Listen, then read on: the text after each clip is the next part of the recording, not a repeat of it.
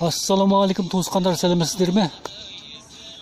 Бүгін мынау Қазақстан Республикасының Ақсарайдың алдында, Есіл өзенінің бойында сіздермен осы көші-қон мәселесі жөнінде кейбір түйінді мәселелерді талқылайтын боламыз. Бұнда негізінен Қазақстан Республикасы егемендік алғаннан бері қарай 30 жыл уақыт өтті. Міне осы 30 жыл барысында шетелден келген қандастарымыз күннен күнге көбеюде. Ал енді осымен бірлікте шетелден келген кейбір қандастарымыз енді белгілі себептерден қайтадан өзінің келген жеріне көшіп кетіп қалды. Енді осы мәселенің басты себебі неде? Олар енді өз отанына оралған соң, олар әлде туыс-туғандарымен шығыспай қалды ма? Жоқ, әлде осы Қазақстан Республикасының қоғамдық ортасына, жағрапиялық ортасына үйлесе алмай қалды ма? Жоқ, әлде басқалай себептер болды ма? Не себептен олар өз жеріне қайтадан кетіп қалды? Бұндағы басты себеп неде? Міне осы мәселелер жөнінде бірлікте ортақ талқы жасайтын боламыз. Енді біз Қазақстан Республикасына келгелі бірталай жыл болды. Енді осы мәселелер жөнінде үстегі жылдан бастап біз осы Қазақстан Республикасының көптеген жерлерін араладық. Көптеген қандастармен бірлікте Алматы облысының төңірегіндегі аудандарға бардық. Сонымен бірге Семей облысы, Павлодар облысы және Петропавл дейді, солтүстік Қазақстан облысы қатарлы жерлерге барып, көптеген тексеру зерттеулер жүргіздік. Сонымен бірге көші-қон туралы көптеген мәселелерді алып шықтық, ортаға салдық. Енді бұндағы олардың көшіп кетуіндегі басты себеп, енді біріншіден олар осы араға келгеннен кейін енді Қазақстан Республикасының заң түзімдерін, қоғамдық жағдайын толық түсінбегендіктен болып отыр деп ойлаймыз. Енді олар Қазақстан Республикасының заң түзімдері бұл жер негізінен енді капиталистік түзім. Ал енді Қытайдан келген қандастарды алып айтсақ, олар негізінен социалистік түзім деген мемлекеттен келді. Енді бұда көптеген ұқсамастықтар бар. Мәселен алып айтатын болсақ, енді осы біздің Қазақстан Республикасына келгеннен кейін, егер сіз енді жайылымды жер алмақшы болсаңыз, яғни егістік жер алмақшы болсаңыз, бұндағы басты ұқсамастық негізінен сіз алдыменен әренді қаласыз, яғни май қаласыз. Бұл жерді алғаннан кейін әртүрлі үкіметке бажы тапсырып отырасыз. Әрине бұл жерді алғаннан кейін сіздің ол бүтіндей жеке меншігіңізге өтіп кетпейді. Біздің мына шетелдегі мәселен жаңа айтып өттік, Қытай Республикасына алып айттық. Ол жерден сияқты 30 жылға, 20 жылға, 40 жылға деген сияқты сіздің меншігіңізге біржолата өткізіп бермейді. Бұл жақта енді жайылымдық жер, егістік жер дейміз, бұлардың негізінен сіздер әренде қаласыз, яғни майға алып отырасыз, майға алып пайдаланасыз. Міне бұл бір ұқсамастық жер. Ал енді және бір ұқсамастық жерін алып айтсақ, егерде сіз осы жайылымдық жерлерді алғаннан кейін, егерде сіз мал өсірмесеңіз, яғни осы егістік жерге егістік салмасаңыз, онда сіз қолыңыздағы осы жерлерді үкімет қайтарып алады. Өйткені сіз бұл жерді істетпедіңіз, бекерге тастап қойғандықтан бұған жол қойылмайды. Не бұл заңда белгіленген. Ал енді біздің шетелден келген қандастарымыздың көбі негізінен енді Қазақстанның жер байлығы мол. Бұл жерден қалай болмасын, қаншалық жер аламын десең де, алуға болады дейтін осындай бір ой бар. Енді осындай ойдың ойланменен келеді. Ал енді келген соң әмелиятта мұндай болмай қалады. Сондықтан бұлар сол өкіметке, жергілікті өкіметке, сондай Қазақстан үкіметіне реніш пайда болады. Сонымен кейбіреулері қайтадан көшіп кетіп жатқан себептері бар. Ал енді және бір себепті алып айтсақ, біздің қазір мына шетелден келген қандастар негізінен барлығы бір жерге топтасып отырақтасып жатыр. Енді негізінен осы алып айтсақ, мына Алматы облысына келіп қоныстанады.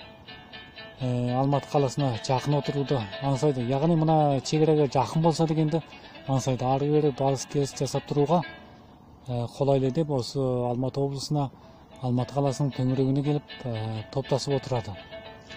Ал енді бұл жердің жағдайын алып айтсақ, бұл жер енді көптеген жерлер, жайылымды жерлер болсын, егістік жерлер болсын, бизнес жасайтын жерлер болсын, барлығы негізінен енді бұл жер енді капиталистік тізімдегі болғандықтан, көп жерлер негізінен жеке меншіктің қолына өтіп кеткендіктен, бұл жеке меншіктің қолындағы жерлерді алу үшін енді май ақысын жоғары тапсыруға тура келеді. Міне сондықтан да оларға бұл шетелден қандастарымызға бұл да негізінен бір қиыншылық әкеліп отыр.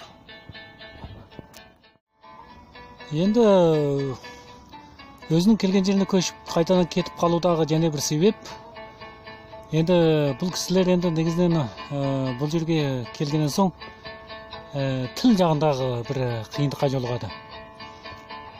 Енді бұл жер Қазақстан Республикасы, енді біздің қазақ елі, қазақ мемлекеті, қазақ өзіміздің жер, өзіміздің тіл дегенімен бұл жерде және де орыс тілі басым орында тұрады. Ал енді шетелден келген қандастар негізінен бұл орыс тілін білмейтіндіктен көптеген қиындықтарға жолығады. Өйткені олар енді негізінен келгеннен соң көптеген документтерді өткізуге тура келеді. Үкімет орындарына барады, үкімет орындарына жоғалады. Кейбіреулер енді бизнес жасауға тура келеді. Бизнес жасау үшін көптеген орындармен байланыс жасауға тура келеді. Міне осы барыстарда көптеген тіл жағынан көптеген қиындықтарға ұшырайды. Сонымен бірге олардың балалары да мектепке кіру үшін мектепте де тіл жағынан көптеген қиындықтарға жолығады. Енді біздің өзіміздің ет құлағымызбен естіген, көрген мысалдарды алып айтсақ, өте көп мысалдарды айтуға болады. Енді кейбір қандастардың балалары бұл жерге мектепке келгеннен соң үйлесе алмайды. Мәселен, тіл жағынан өте қатты қиналғандықтан өзінің жеріне қайтадан қайтып кеткендері де бар. Ал өздері қайтпаса да енді балалары да қайтадан қайтып кеткендері де бар. Бұндай жағдайлар енді көптеп өмір сүріп келе жатыр. Енді бұл тіл мәселесі, енді бұл үлкен бір қоғамдық мәселе болып отыр.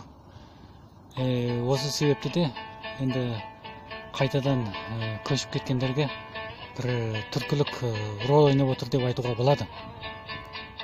Енді бұл жерде айта кетуге тиісті және бір мәселе, мәселен, егер енді басқа Еуропа мемлекеттеріне қоныс аударып барушыларға негізінен ол жерге азаматтығына өту үшін алдымен үйлесу дейтін сабақ беріледі. Яғни үйрену орындарына апарып үйлестіру, осы мемлекеттің қоғамдық ортасына үйлесу үшін, тіл жазуына үйлесу үшін оларды ресми түрде тәрбиелейді.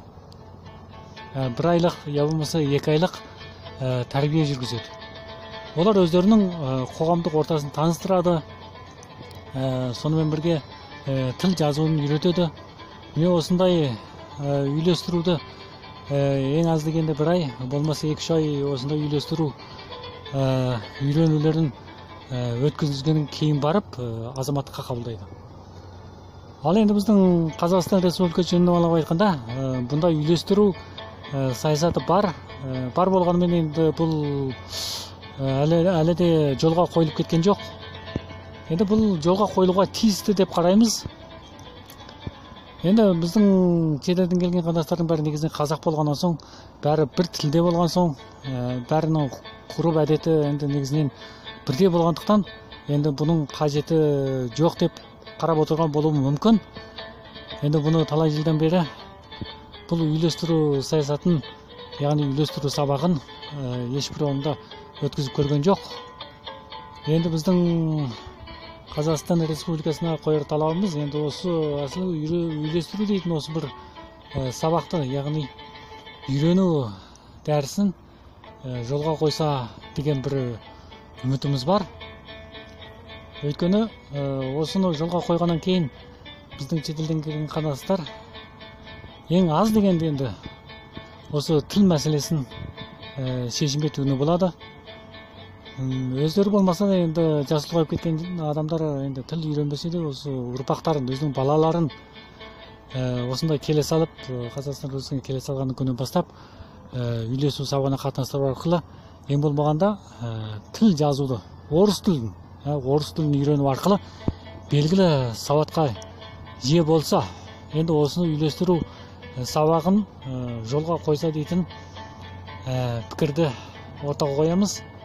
Енді осыны бірнеше жылдан бері қарай кейбір оралмандар ортаға қойып жүр, бірақ бұл әлі жалпыласа қойған жоқ. Енді жоғарғы үкіметке бұл талаптарды әлі қойғанымыз жоқ. Енді орай келіп жатса, енді кейбір жиналыстарда бұл талаптарды да енді үкіметке ресми түрде жазба ретінде бұл талаптарды ұсынатын боламыз. Енді кейбір ішінара қандастарымыздың қайтадан көшіп кетуіндегі бір себеп, 5-ші себеп деп қояйық. Бұндағы басты себеп негізінен осы жердегі жергілікті туыс-туғандарымыздың, сондай-ақ алдын ала келген, неше жыл бұрын алдын ала келген туыстарымыздың, таныстарымыздың,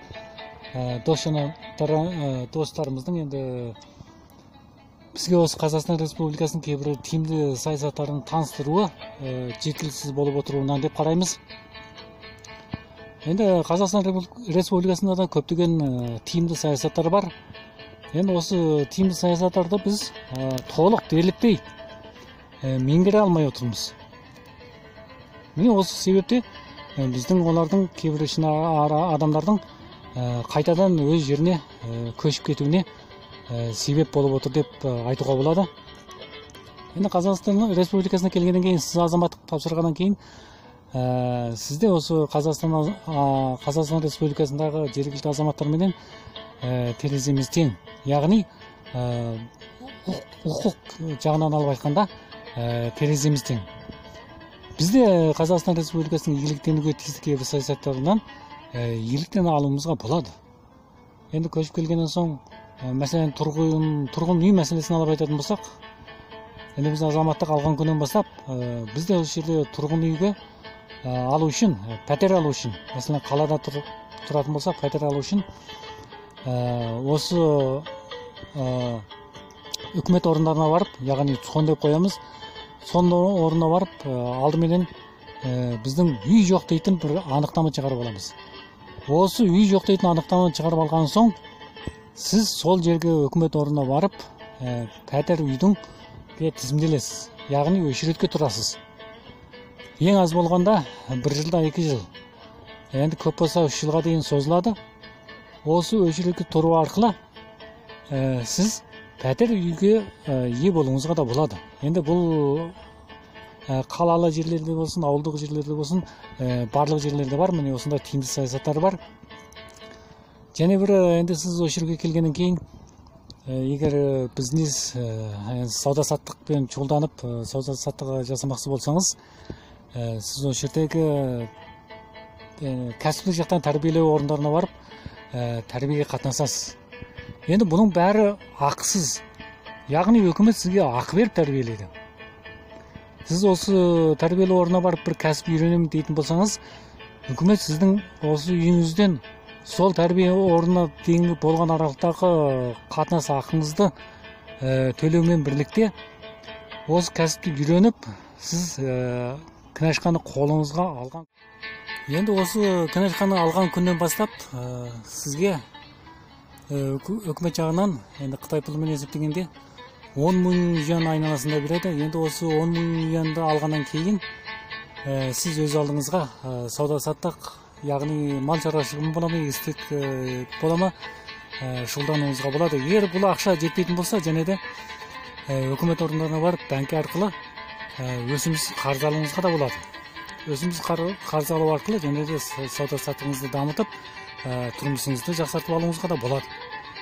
Енді бұдан басқа және тиімді саясаттарды алып айтатын болсақ, дауалау, мектеп, оқу қатарлылардың бәрі негізінен тегін. Енді бұндай жақсы саясаттардың бәрін тізіп айтып отырсақ, өте көп.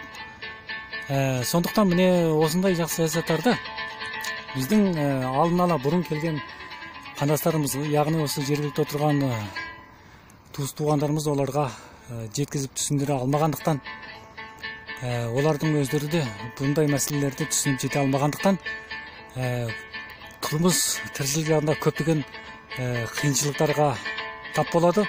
Соныменен олар мәжбүри түрде қайтадан көшіп кететін міне осындай келеңсіз ақылдар барлыққа келіп отыр. Енді шетелден келген қандастардың қайтадан көшіп кетуіндегі және бір себеп салдар, олардың осы Қазақстандағы тұрып жатқан туыс-туғандармен болған ара қатынастағы қайшылық деп айтуға болады. Енді бұл басты қайшылық не дегенде, енді осы арада тұрып жатқан туыс-туғандары шетелден келген қандастарды кейбіреулері енді олардың ақшасын, мал-мүлкін алдап кететін міне осындай ахуалдар көрілген. Енді айта берсек, енді өз көзімізбен көрген жағдайларда да көрдік, естідік.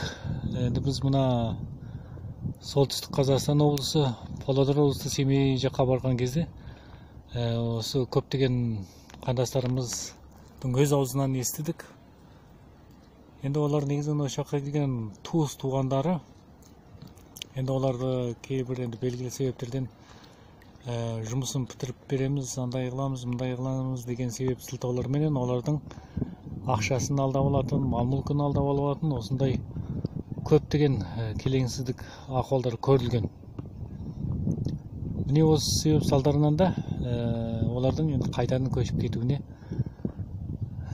себеп болды деп айтуға болады. Енді кейбіреулерінің бірнеше жыл бұрын келген туыс-туғандары енді кейінгі келген осы қандастарын өзінің туыс-туғандарының ақшасын алдап алатын осындай жертерді көрілген. Кейбіреуі тіпті өз жақын туыс бола тұра сотқа дейін барған, сотқа дейін арыз жазып, өзінің туысының үстінен арыз жазып осы ақшасын қайтарып алу жөнінде міне осындай көптеген келеңсіздік ахуалдар көрілген. Міне осы себептерде де осы келген кейбір қандастарымыздың қайтадан көшіп кетуіне түрткілік рол атқарған. Сондықтан енді біздің айтарымыз, енді жаңадан келген қандастар, енді жоғарыда да айтып өттік, алдымен бұл жердің көптеген енді саясатын, заңын, жерін, табиғатын, сондай-ақ және басқа туыс-туғандарын, адамдар арасы қатынастарды деген сияқты көптеген мәселелер жөнінде алдын ала ойланып, толғанып, байсалдылықпенен іс жүргізуі керек деп білеміз.